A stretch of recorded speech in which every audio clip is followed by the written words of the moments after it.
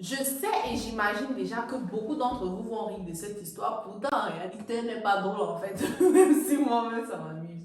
Donc, c'est un grand frère qui m'a écrit. Je ne le connais pas. Je dis grand frère parce que c'est un homme mature qui m'a écrit et qui m'a dit que sa femme lui fait la galère parce qu'il pisse au lit en fait. C'est un monsieur qui me raconte qu'il souffre d'une maladie. Depuis toujours, il a cette chose qui fait en sorte qu'il fait pipi au lit de temps en temps. Ça veut dire que par semaine, il peut pisser au lit 4, 5 fois ou même tous les jours, comme un bébé en fait.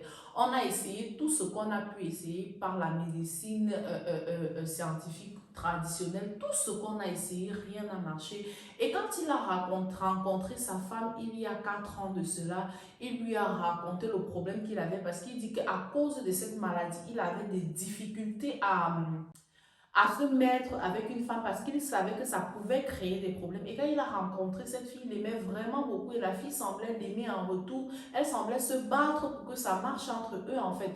Finalement, il a expliqué à la fille qu'il souffrait de cela et la fille, bizarrement, elle a accepté. Ils ont commencé à vraiment se voir parce qu'il dit que c'était difficile pour lui de mingle avec les filles, de faire avec les femmes parce que à tout moment, il pouvait s'oublier, dormir et se réveiller quand il allait dormir. Il dit quand il a beaucoup d'émotions, c'est normal, ça lui vient, ça lui échappe. Et donc, ils se sont mariés. Après quelques mois, il a épousé au bout de 7 mois parce que c'était vraiment la première fille qui l'acceptait. Et quand il a épousé, la première année, ça se passait bien. La deuxième année, la fille a commencé à se lasser un peu dans le sens où, pas qu'elle débouchait ou quoi que ce soit, elle a commencé à lui lancer les petits mots par rapport à cette maladie-là. Et lui, il s'est dit, bon, les femmes ont trop la longue bouche et tout. Tant que ça reste dans la maison, il n'y a pas de problème. Mais il dit que ça fait 2 ans et demi de cela qu'il marche de maison en maison. Parce que quand il déménage, quand il se dispute avec sa femme, elle va se mettre devant la porte. Elle commence à parler de ça. Et elle s'assure que les gens entendent parce qu'ils sont dans un immeuble où vous savez, les immeubles où il y a beaucoup d'appartements là. Généralement, on fait comme si chacun est chez soi. Mais quand ça commence à hurler, chacun tend l'oreille pour savoir ce qui se passe. Donc, il dit personne ne sort vraiment, mais quand il marche dans l'escalier, dans le couloir, dans l'escalier, il ne sait pas si c'est lui, si c'est sa tête qui lui dit qu'on est en train de le regarder par rapport à ce que sa femme a dit.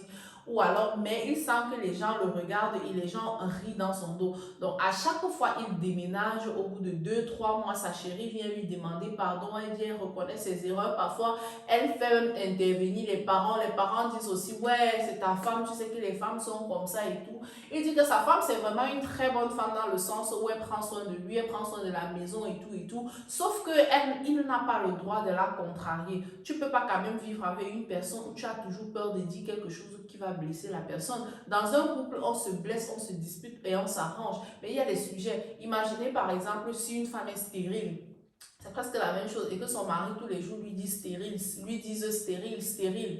À un moment donné, gars, ça te frustre au plus profond de toi. Et même l'alchimie qu'il y avait dans le couple commence à diminuer. Donc, c'est la même chose avec le monsieur qui dit que c'est une maladie, en fait. Ce n'est pas de sa faute. C'est pas comme si il pissait au lit volontiers, il faisait pipi au lit volontiers. C'est vraiment qu'il ne peut rien y faire. Et voilà, sa femme n'arrête pas de se moquer de lui. Il est amoureux de sa femme. Il aimerait que sa femme change. Elle promet de changer, mais elle recommence à chaque fois. Honnêtement, moi, je lui dirais de se séparer d'elle. Mais il va se séparer d'elle. Il va trouver laquelle d'autre qui va accepter, vu que de toutes les façons, nous les femmes, nous sommes comme ça. Nous les femmes, nous sommes comme ça. La longue bouche. Oh Seigneur, en tout cas, bon courage, mesdames, s'il vous plaît. Il y a des choses qu'on n'utilise pas pour se moquer des gens en fait. Quand vous voulez faire des choses, à chaque fois, faites l'effort de vous mettre à la place de l'autre parce que, gars, en tout cas, si vous avez une histoire à me raconter, s'il vous plaît, n'hésitez pas. J'adore les histoires. J'adore le béret, le papatoya. J'adore le béret, le papatoya.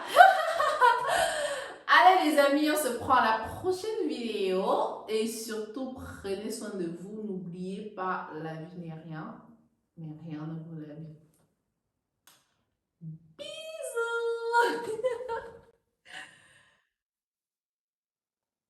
J'adore le béret, le papatoya. J'adore le béret. Mais qu'est-ce